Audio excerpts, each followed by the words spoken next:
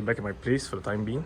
Before we do a video of it with Joe from Mazda Group, and we'll be commenting on how it feels like versus the MX-5 NDRF, Noah's car.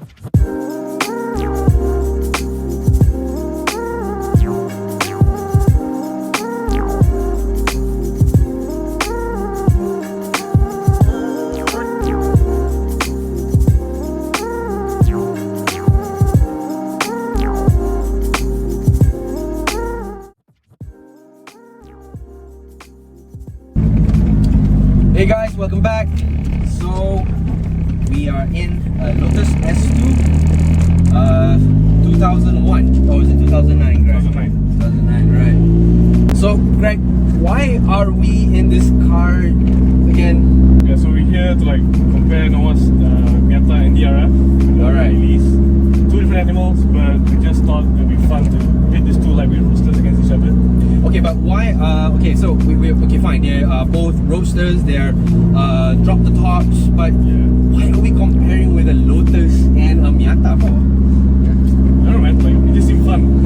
Fun, huh? Yeah. And so most Lotuses now have a Toyota engine. They used to have a Rover K-series engine, but now it's all 1ZZ, 2ZZ, FE Toyota engines. So this is a 1.8 liter NA, pumping up the power we mentioned just now. But can you imagine? Okay, if this is a Toyota engine, where was this engine originated from? Camry. Serious? It's a 1.8 Camry? It sounds more like a Altis or Corolla or something like that. Yeah, it probably could be from a Corolla, right? Yeah. Camry's But you guys can check it out as well. I mean, by the end of the day, we're just thrilled to just get into this car and just give it a go. Me and Greg. Yeah. Okay, what do you like most about this Lotus? Well, I think about Lotus, it's all about the handling, the directness, the feel, and I think the Miata can't touch the Elise when it comes to road feel and communication towards the driver, feeling around the road. Most of us want to know, for most of us who don't drive Lotuses, probably read about it. This is an S2. This is not the 111 S. Therefore, it's the I would say it's the entry level. Yeah, I would say that with the sport package. Right? Probably right, yeah. But this car came with a few different goodies compared to the normal S2. My friend got it from Toy Cars Malaysia, and it came with the spoiler and stuff. And it's not exactly a really super stock S2, but in terms of engine performance, it's still pretty much stock. Nothing's been fiddled with. Nothing has been changed. No tuning, if I'm not mistaken. So this makes how many horsepower? This makes about 120 at 5,500 RPM. Yeah. At torque's 124 pound-feet, so that's about 220 Nm. Yep, most likely, yep. 200 Nm. And the curb weight is amazing. I mean, a factory stock one goes for about 786. So with all the gizmos or gadgets or accessories that we have installed in this, your friend has installed in this car, it's about 800 something. Yeah, still light because the power to weight ratio is incredible. Yeah, and it does 5.6 seconds as no power steering. No power steering. 5.6 seconds, no power steering. I mean, for 120 horsepower to make 5 seconds, 5+ seconds, it's near a supercar range, isn't it? Yeah, and I mean, it's such a low slung car, very communicative roadster. You feel everything on the road, no power steering, so you get a direct feel. It's amazing, man. The response and the way you drive it, it's a bit overwhelming at first, but after a while, you're pretty much used to it. Yeah, I mean, everything here is made out of, well, it's basically empty. I mean, I have, well, the chassis is made from the hydro frame or something. Yeah, and everything's all glued on. We're the Google guys. There's no welded on pieces, it's all glued on. But the one thing about the Miata compared to the Elise, I feel like I've got more space at the bottom area here near the console, the legs. But the Miata felt very crowded up front, so it's different. They're still small, but in a different way. Yeah, I mean, later on we're gonna compare this car with the Miata ND. I mean, being the latest, and then the question is why would you go for Why would you go for this car? And why would you go for Miata? Okay, so we've been on a ride with this car, the Lotus S2. It's a really decent sports car. Elise S2. Elise S2. British roadster of itself. And here we are comparing it with the Miata. So why are we comparing with the Miata? Because we're comparing for everyday life sports car. So, Greg, so what do you think about this car being driven every day? Well, okay, like I said earlier on, it's not for everyone. It's meant to go on a track for cornering, for handling fun. So practicality, I think that's the least of the concerns from the engineers and Lotus. So if you want practicality, for me personally, I would say you get something like the Miata instead of the Elise. But this is a track-focused car to hone your skills, driving fast, taking corners, doing more technical stuff. So if you're going to autocross, Sepang, half-circuit track days, maybe Uluyam, Togies here and there, right? This is pretty nice. But the Miata is something you can live with every day, and probably on regular Togi sessions is pretty good, even on occasional track days. But this one is definitely more focused on track and handling. So practicality, that one. This one is more focused on track road. Just to say that I guess we gotta go around the car now and see whether if I can go in the car easy into a Lotus rather than going to a daily roadster. Alright, let's just see how I get in this car. Alright, maybe you can go check out Greg and how he gets in the car. So this might not be the best method to go in, but I found out that I'm quite comfortable with this style of going to Lotus. Leg in first, Kung Fu style, then you just drop in and you bring the leg in. That's done. So the main reason for that is you have to avoid this 6 or 7 inch sill here, which is very wide, and you might end up scuffing it here and there, you know. And yeah, so now I'll show you the way out. So for me, I found doing this to be the best way. One leg out first, and I use my elbow to push, and I drag myself out.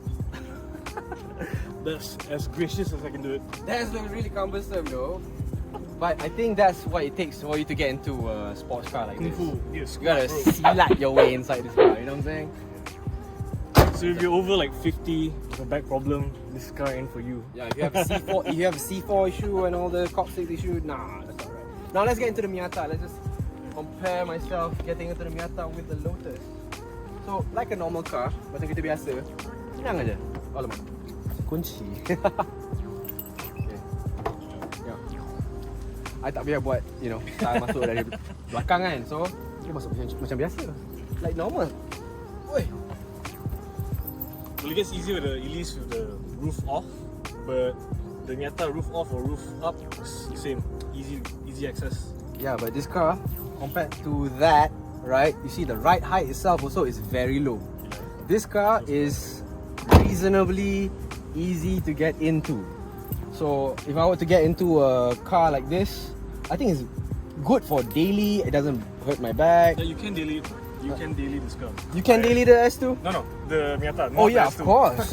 This car has the same engine as the Mazda 3 BM, right? So it's I mean, you have a nice, sufficient engine, power output in a small, lightweight 1 ton. Yes, so this car is about a ton, right?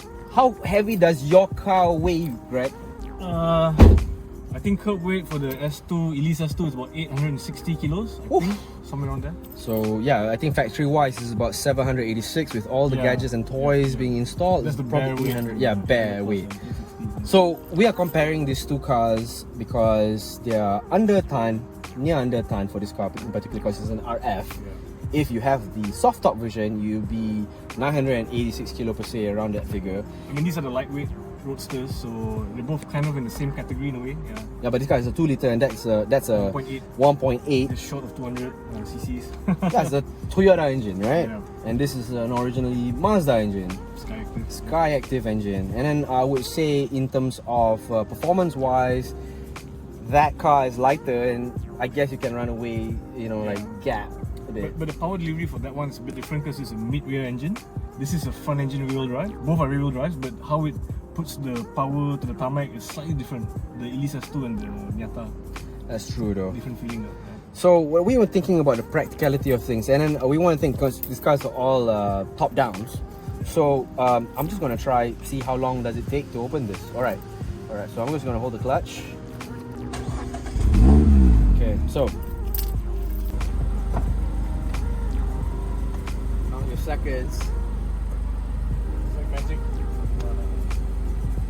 This is a very easy car. I mean, like nowadays everything is electronic.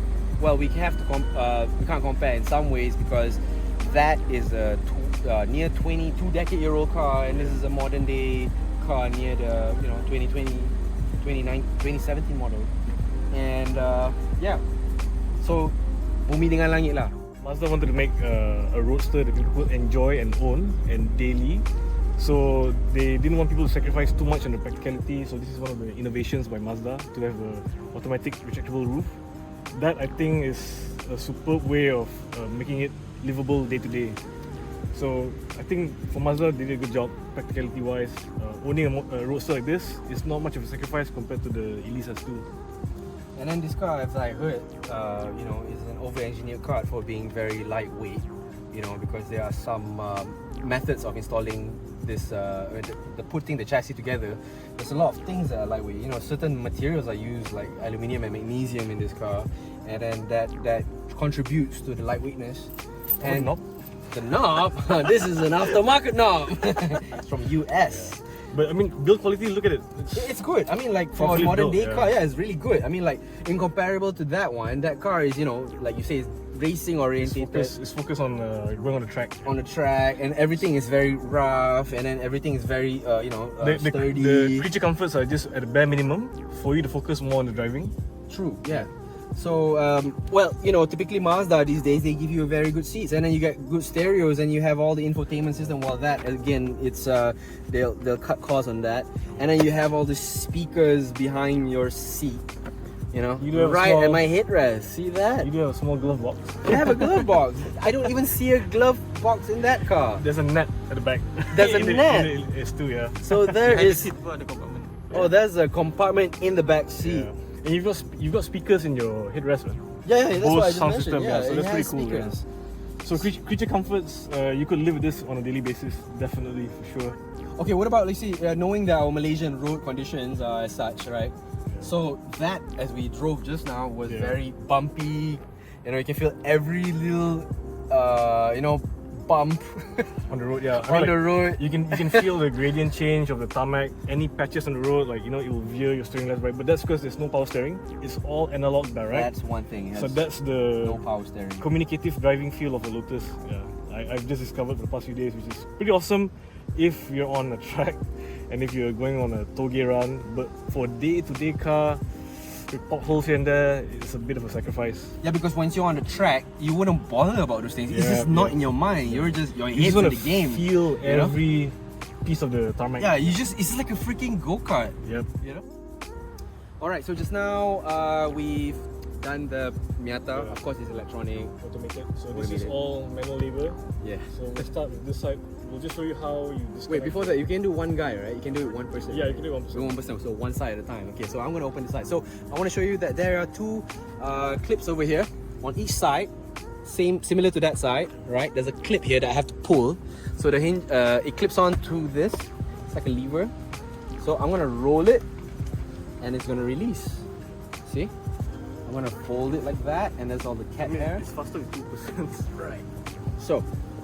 But before that, guys, these guys, if they want to go drop the top, where do we keep this? Well, there's a boot here, apparently. Wow, there's a boot. Alright. So it's like a little token space to. There's the engine, yeah. Your Mid-mounted. Mid-mounted. Meet your engine. Mid-rear, sorry, mid-mounted. So there's even like a disclaimer here saying that your cargo can't be more than 50 kilos and your luggage must be secured. You take a shot of it. Okay, then it fits perfectly. Yeah. You have that there. Alright. So so there's this buses here, this steel here. How do we take this out? So we just have to compress it a bit. So we have to bend it like that. Ta-da. Two piece. Yeah. So don't lose this, yeah? This is getting expensive. It'll be used as a protection item to protect yourself. Right, so this is getting stowed. So yeah. Alright, so just now it was easy. Greg has displayed how he got in with the roof on. Now, this is an easier way to get in. Oh, I'm not supposed to hold the windscreen, by the way. So that's it. let's talk about the practicality of the car inside here. Alright, so what do we have in this console? Okay, so you've got a very bare basics dash. You've got an aftermarket player here. You've got your climate control, normal tachometer. But interesting enough, it goes until 300 km/h. So I don't know whether that's Is that real, possible? real S2 speedometer, or is this an aftermarket one? I'm not sure. To ask Carl. Right. You can see that, you know, since that time Proton and Lotus, well, they bought over Lotus and then they integrated some of the parts, and you can see some of those elements into Proton today. Like the dimple. Yeah, the dimples. Here, look at this. Look at the surface of Very here. reminiscent of like the Proton car. What material is this? Is it plastic or? I think it's like a soft touch plastic. Actually vinyl, yeah. So there's no glove box. You've got a compartment here for all your stuff, and the very cool cup holder here, which stores away. Cup holders! Cup holders! One cup holder for the driver, yeah, the main guy.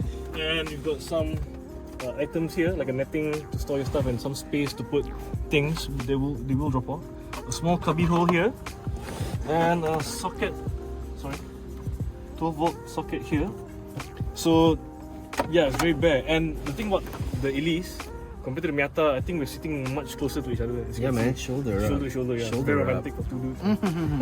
Bromance. Yeah, the room, guys. You've got more space for your legs. You see how much Look space at you have that. there, yeah. Even though This with the seals, metal having pad, like yeah. 7 inches of seals, but you still have some space here. But the Miata feels a bit claustrophobic due to the console. This has no console in the middle. Empty. So luckily there's some space here. Not so claustrophobic. The gears need 5 gears. Yeah, 5 speed. 5 speed. Normal 5 speed. Close ratio. But I managed to bring it up to 150 pretty easily. At what gear? 5th gear. Fifth gear. Gear Wow. 150 is not too bad. So how many airbags are there in the wheels? Dude, real man die without airbags. And it's got like Alpine speakers. Alpine. Alpine, yeah. Alpine speakers. Alpine's the F. Oh yeah. So And now, yeah, you got an engine start button, the lights all here. The switch is only the stocks. One is for wiper and one is for the indicator. That's it. it's a very bare minimum car Yes. for its function, mainly driving. So right, our conclusion is, if you want a car to hone your skills driving, learn everything there is to learn in roadster, analog feel, communicative feeling when you're driving, everything, more track focus, I think the Elise will be the one for your consideration. But if you want some creature comforts and you can partially daily this car every day, I'd say the Miata acts like a little mini GT, Grand Tourer, mini one, and you can enjoy it every day. Creature comforts are there easily. So it's up to you guys. We're not saying either or cars are better. Yeah. You know, automotive is to yourself, and then if you have a preference for a car that is you know, track orientated against a car that can do almost near everything in its class. This is the one for you. But again, she is a beauty. Yeah. 2 decades old, still a beauty. The green one lah, kan? The green one. So this one's- Oh. So this is for serious drivers, and this is for the weekend happy mountain drive sessions. Sort You can of ask the owner in the comment. Yeah. So there you have it, guys. Yep. See you guys soon. I will catch you guys later, and do subscribe that button. Press the subscribe button. Yeah. MDG. MDG. Alright. All right, ciao.